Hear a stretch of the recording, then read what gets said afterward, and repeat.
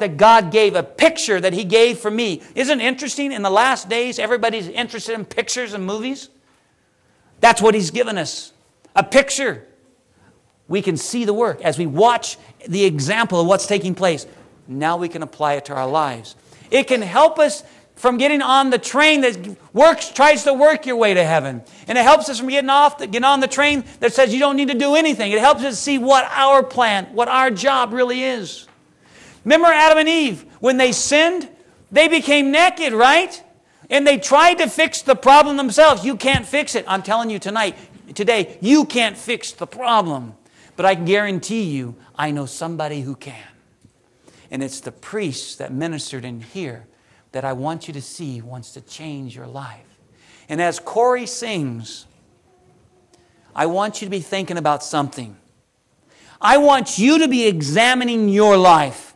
Are you understanding that God has called you to a higher calling because of the last times of Earth's history, the last days? He's asking you to come to Him. Tonight, we're going to start coming down the path ourselves. We're going to see ourselves what it means to start entering the sanctuary. If you want to know if you're on the broad road or the narrow road, I'm going to show you how you know tonight.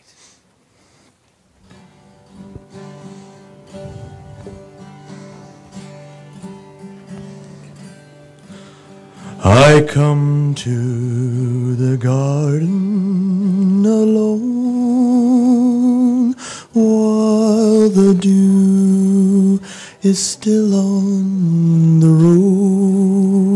roses, and the voice I hear falling on my ear, the Son of God discloses,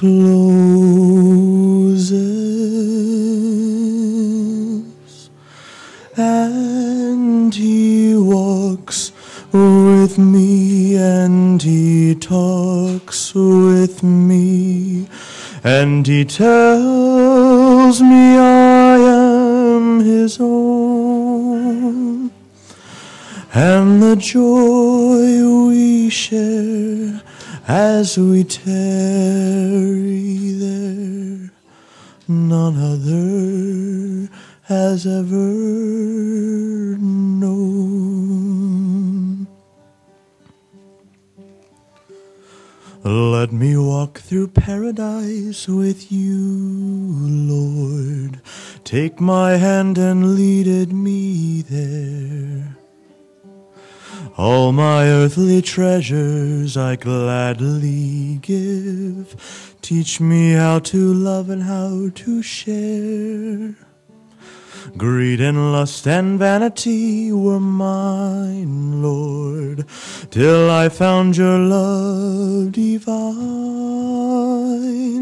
Now I'm on my knees, I'll pray I'll find a way. Let me walk through paradise with you. Oh, my Lord, my Savior, guide my poor feet upon the narrow way. Faith, hope, and love are like a wave before me, and I'll walk through paradise with you. And I'll walk to paradise with you.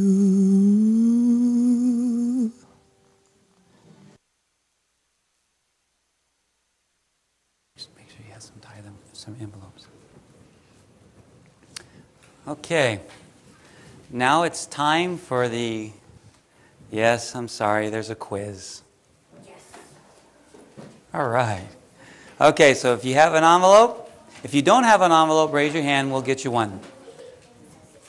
Now, on the envelope, on the back side, if you have a question you want me to address in the next nights to come, then go ahead and place it down there up on the envelope. Now, I must warn you, if it's a question I don't know the answer to and I can't find it, I'm going to answer it, I don't know. Okay? But if it's a question that I understand and I understand the answer to it, I will give you the information that I can upon it. So if you have a question like that you'd like to place down on the envelope, please do so. The other thing is maybe there's something going on in your life and you would like for us to be praying about it. That's where you talk to us. Let it be known what you want us to do. So write that on the back of the envelope, okay? So here's the first question. How old was Jesus when he began his ministry? Now you guys remember that. There was a time in which he began his ministry. Write it down. Don't tell anybody. Let's see how people remember. Okay? And then number 2. The lamb used for the daily sacrifice was killed on which side of the courtyard? Oh yeah, if you need a pen, raise your hand. Who needs a pen to write down? Okay, over here on the side. One more over here. Okay. Which side of the sanctuary was it killed on? The north side or was it killed on the south side? Okay. Number 3.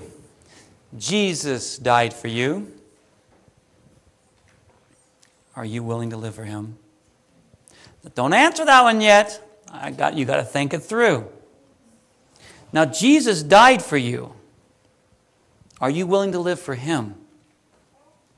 Now, what I'm trying to say is this. If you're willing to live for him, then your life will reflect that you're living for him.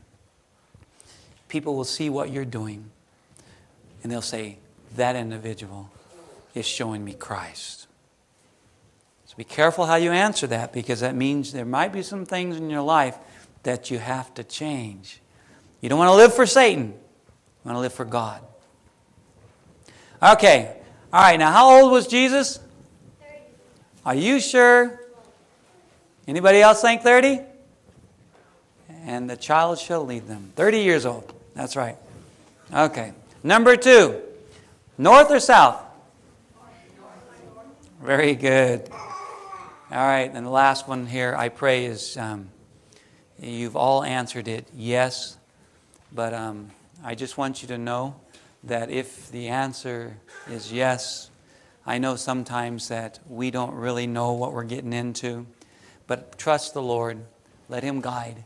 Let him direct. And let him be the point to where you live for him.